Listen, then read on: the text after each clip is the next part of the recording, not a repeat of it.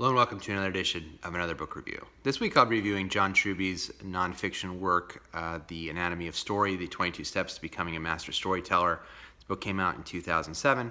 I read this on an ebook, so I don't have a cover, unfortunately, to share with you. But I'll go briefly over John Truby's background, talk about what the book is, talk about what I liked about it, what I didn't like about it, who I'd recommend the book to, and finish off with what I'll be reading for next time. John Truby is probably best known for being a story consultant. He's consulted with thousands on thousands of scripts. He's fairly well known in the business. This book is a pretty big book in terms of writing craft books, in terms of screenwriting and things of that nature. He has written a few scripts for television himself that were created, that were made, but he's predominantly known as the writer of this book. And he recently came out with a book on genre specifically that I'll probably be reviewing in a couple weeks. But that is really his background. He's not a working screenwriter to the best of my knowledge in terms of having his stuff published. He has done a couple things, but they've been relatively minor, and most of his fame has come from teaching classes on screenwriting as well as this book as a story consultant. So this is his writing craft book. And this book is, I think, predominantly geared towards screenwriters, but he also has a note that it really is for all storytellers of any kind.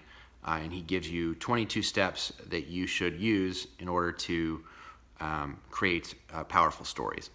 And they could be, he kind of identifies 7 key steps, which are really involving the main character, and then 15 other steps.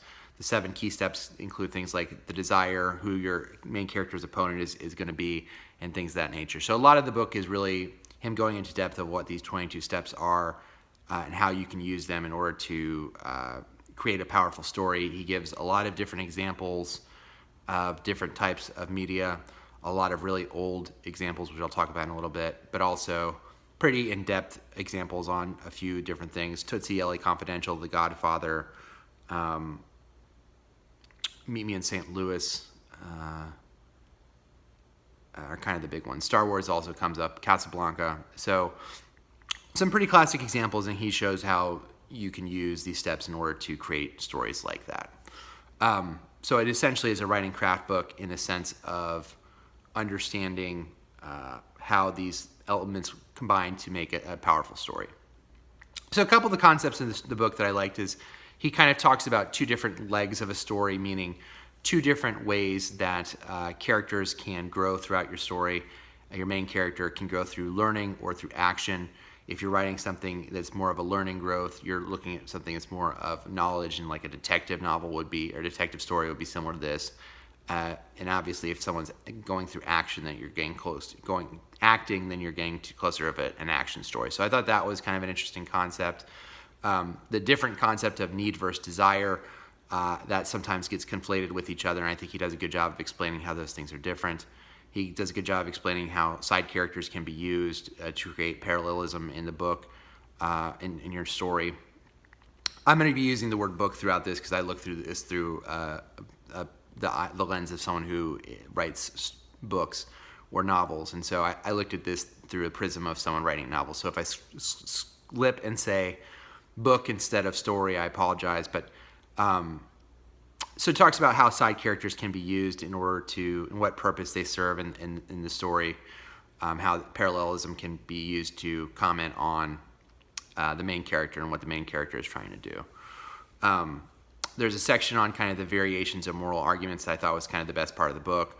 That is really when you get into things that are similar to what I've reviewed for Brian McDonald's book, and I'll leave a link to that video below. But this section is really talking about kind of the theme, or the golden theme of the book, the story, and how there are different moral arguments that can be had, and some examples of each one of those. And I thought that was a really good section. And then finally he talks, the other part of it that kind of jumped out to me, there's a part about storytellers, meaning if you have some kind of framing device where someone is telling a story, similar to Moby Dick, where you have a character who is telling the story, a greater story. Princess Bride is a famous example of that.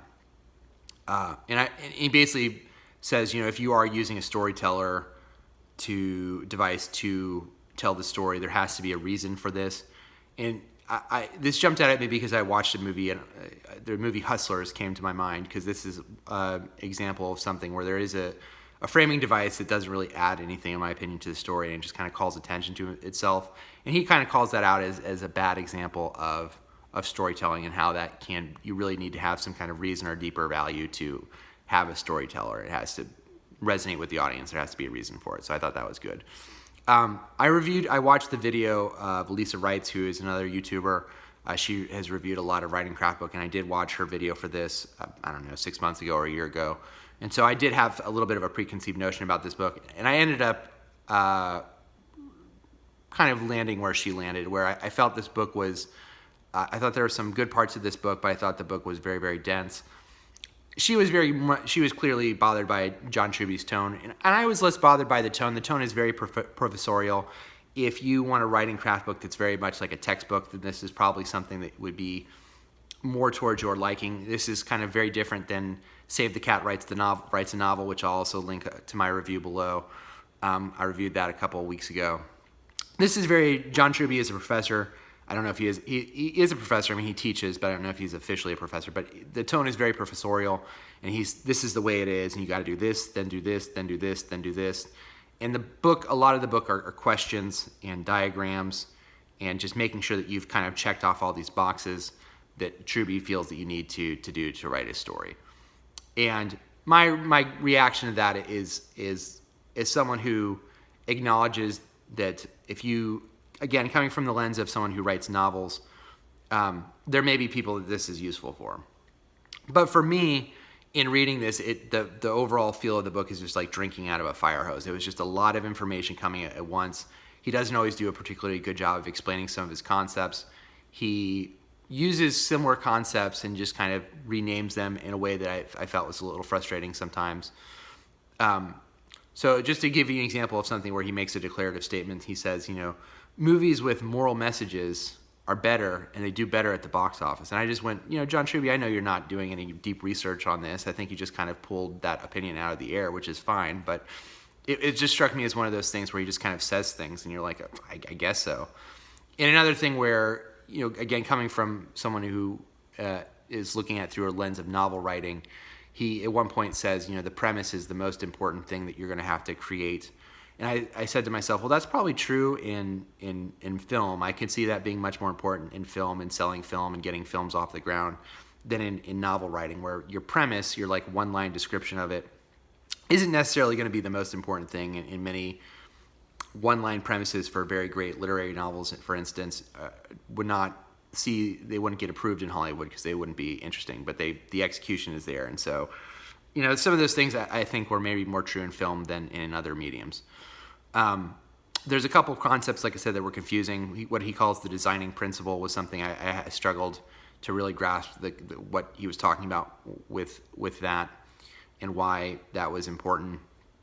As I said before in the video, he uses a lot of very old examples.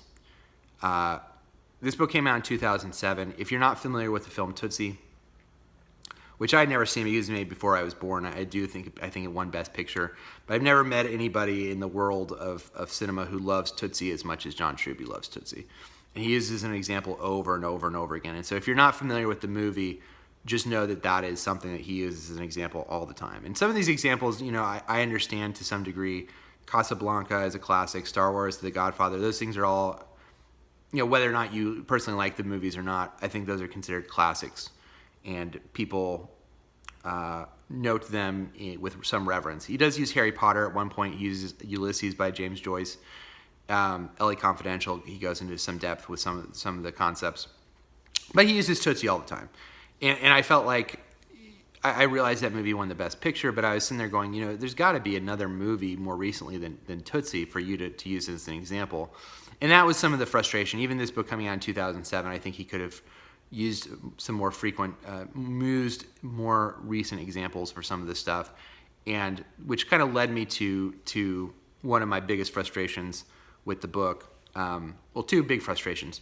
There's no genre stuff in the book. Like I said, he did write a book on genre more recently, but for this book, it's strangely absent in it, in that he says at one point, the 22 steps are very important, but they look differently depending on the genre. And if you're someone who's coming into this book, you're like, well, that would have been useful information, because if I'm writing, especially for a filmmaker, you're going to be writing to a genre specifically. And so it was strange that was noted, its absence was noted when I was reading this book. And the other part of it was just like, who is this book for? If I'm looking at it from, I think there are some books that are more geared towards people who are organic writers. I think of something like Writing into the Dark, which is a very common book that's recommended for people who just go into organically writing. Story Trump Structure, which I've reviewed for the channel before. And then it gets kind of gradually more on the planning side, with probably Snowflake Method being kind of the lightest on the planning side. Story Genius is another book that has a framework. Save the Cat Writes a Novel has its beats. And then I would really put this to the very far extreme as far as planning. If you were using this to plan a novel, I'm curious as to what your outline would be, but it would be very, very, very, very long, because he makes you go through all these steps in detail. And again, he doesn't really talk about the practicality of this advice in terms of how you can apply it to your own writing. He just basically says, here are these things that are found in all these successful stories, so you should have it in yours.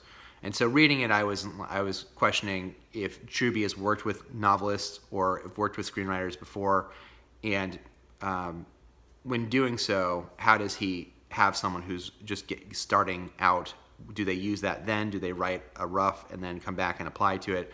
And at least in Save the Cat Writes the Novel, the writer, the author at one point says, I typically don't use this when I'm starting out, but when I have my rough draft, I go later and just apply the beat structure after I've written a draft, so I can make sure I'm hitting all these points in the story to make sure that there's an effective story being told. And so that part of it to me was missing as well. Is like, when do you use this framework? Do you use it at the beginning? Do you use it after? Like, when have you used it, John Truby, to do this? Because it's a lot of steps. And this reminded me of, if you were teaching someone how to dance, they used to sell the books that have the pictures of all the steps. That is this to me. It's like, here are all these steps. I'm not going to necessarily tell you, how to move your body, or I'm not going to work with you to explain where you should be in the process. Just here are all these steps that you need. And so the book a lot of times felt like a lot of lists of questions and a lot of diagrams. And to her point, and Lisa Wright mentions this too, I get the sense too that there are certain genres would fit better with this, and more so than maybe others. I'd be curious if this would apply to like an 80s action film, how much John Truby would really feel that this applies to it. Because he doesn't use a lot of those examples. Like I said, he uses fairly, other than Harry Potter, the examples that he uses are relatively prestigious things. And there are a couple farcicals that he uses, but there's not really enough modern examples of stuff to where I can feel like this applies to contemporary Hollywood in the same way that I look at something like a beat sheet like Save the Cat and say, well, clearly this applies to modern Hollywood because these patterns are seen over and over again. Cherry Orchard, I don't know how many people are familiar with Cherry Orchard. And I think part of the problem and frustration with the book is I think he has a framework and he applies it to all these different types of media and says this works for all media. And so if you're a screenwriter, it's like, well, do I really need to know if this works for Cherry Orchard or Pride and Prejudice and all these things? And so that's some of the frustration with the book. Is I think it does tell a specific type of story that is more towards the prestigious drama. But to me, there's a lot of other things in this that I don't know if it would work as well. But when I review the genre book, maybe that'll be illuminating. So those are my frustrations with it. Like I said, from what I've gathered on the internet, this is a very divisive book, and some people really take to it and other people really don't. And so that was one of the questions I had. It was like, who is this for? Would you give this to someone who's just starting out writing? Specifically for novels, I would not give this book out to someone who's just started writing, because a lot of the concepts in this to me are explained in other books better. And so I would say, if someone was like, should I read this? I would say read the Randy Egbertson books, read both of those books, read Snowflake Method, and then read his How to Write Scenes. And I think you'll get most of the knowledge from those two things, and very, very similar concepts to what Truby is trying to do here. But to me, the language is just so much easier to understand, and the concepts are so much easier to understand. Now, maybe those are real basic, and maybe if you want something that feels a little bit more advanced, you work your way up to this. But I just don't see myself giving this to like a 20-year-old and saying, here you go, because it does feel like a lot of lists. And basically just says, this is the ideal, this is what you should be aiming for. But to me, thinking through it, I don't know how much I really felt like this was a practical guide to any of this stuff. So that is my review of Anatomy of Story by John Truby. I think there's some concepts in it that were interesting, and some of it I thought, like I said, him talking about the storyteller and when to use a storyteller, I'd never seen that in any book before, and so I thought that was a good point to make. In the section about moral arguments, I thought too, if you are someone who wants to include a moral argument and you're writing to include a moral argument, which again, I think of something like The Expendables, and I'm just like, that's an action movie series that made probably close to $1 billion. I don't know if anybody really thinks after 5 minutes after that movie that there's like this deep moral message. And so you get into the question of what is considered a success and all that. So I don't really want to go down that path, but just to say, if you are someone who wants to have a moral message in your work, that section I thought was pretty illuminating in terms of the different kinds of moral messages and how you can maybe use that in some of your writing. So that's John Truby, Anatomy of Story. Next time I'm going to be reading Little Eve. Before this, I may also just go ahead and read and review Truby's book, the new book that he did. So one of those two videos will be coming out.